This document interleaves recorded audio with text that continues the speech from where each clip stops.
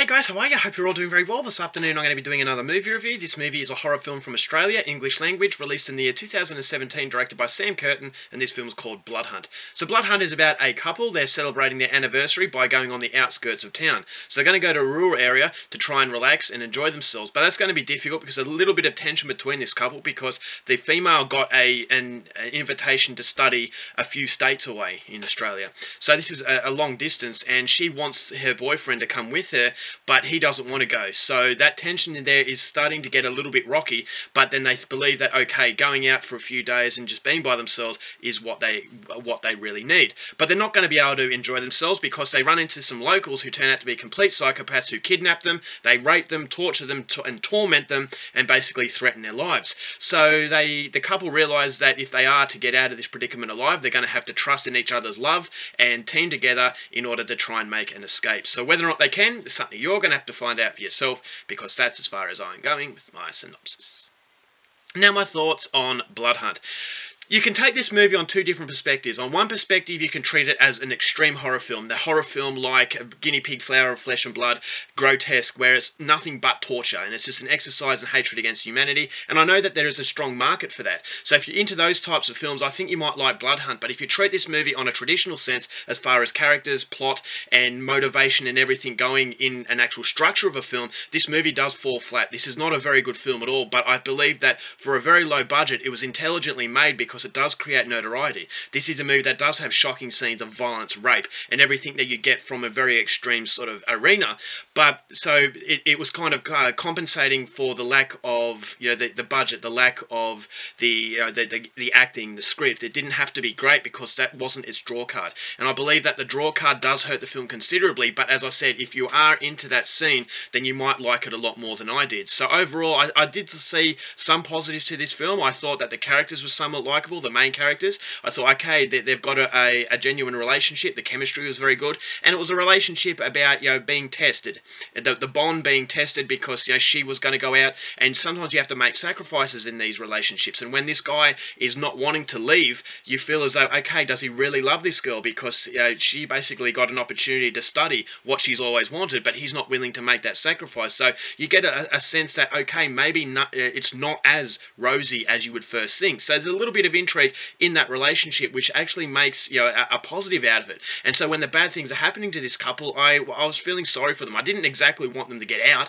I didn't really care if they lived or died, but I had a little bit of sorrow for them because they were a completely contrasting difference to the actual villains. And this is a movie about violence and what violence can do to you, because at the end of the film it does turn around a little bit and it does go down a very much a revenge sort of exploitation film. So the movie does remind me of a lot of films that have come before it, but unfortunately this is the problem with extreme cinema, in that if you don't like just exercises of violence and basically negativity and cruelty, after a while, if you're not really into that sort of thing and you want something a little bit more, you start to notice that it is very flat. It just doesn't have anything carrying it. I thought the villains were very forgettable because you never really see too much about them. They're very caricature evil. There's no redeeming qualities about them, so you can disconnect yourself. You can say to yourself, these aren't real people. These aren't people that you'd meet, because there's just a way about them where it's just basically good and evil. It's black and white. There is no in between. There's no grey area. So that because there's no grey area, it prevents the film from actually being an interesting one. So it's basically just about a couple getting tortured and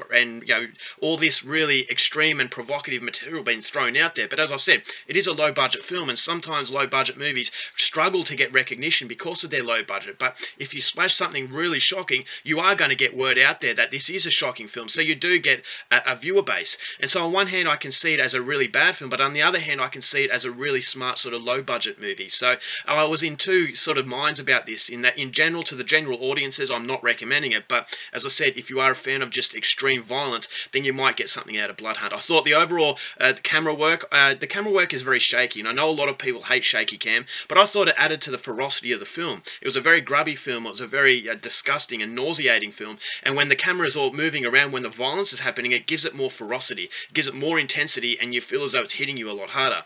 So you've got these disgusting characters, you've got these two people who feel as though they're in a completely completely different world, and so it's just, as I said, it's just an exercise in extremity. It's an exercise in shocking violence. There's a lot of blood, and so if you like brutality, this is definitely the film for you. But as far as characters, the script is okay. I thought it was a very realistic sort of script, but it's a movie that's not really banking itself on actually taking many risks as far as storytelling is concerned. It's just taking risks and being provocative for the sake of it. It's the school child. I make this comparison a lot with extreme cinema. It's basically the school child putting their hand up saying, look at me, I'm making all of this fuss, and basically I want attention. And so that's my biggest criticism of just extreme films being extreme for the sake of it, is because after a while it does become noticeable that it has nothing else behind it, and it just weighs itself down very, very considerably. So overall, for Blood Hunt, as I said, there is a market for this type of film, so if you are into that sort of stuff, I would recommend it. But as I said, the general audiences, skip the opportunity because you're really not going to see anything terribly great. So overall, for Blood Hunt, going to give it 1 star. I'm not going to say I was disappointed because I wasn't expecting much based on the fact it's very low budget, but I couldn't help but feel there were areas that it could have improved it to actually make it somewhat watchable. Alright guys, that's it for my review. Hope you enjoyed it. Till next time, keep watching movies, and I'll see you later.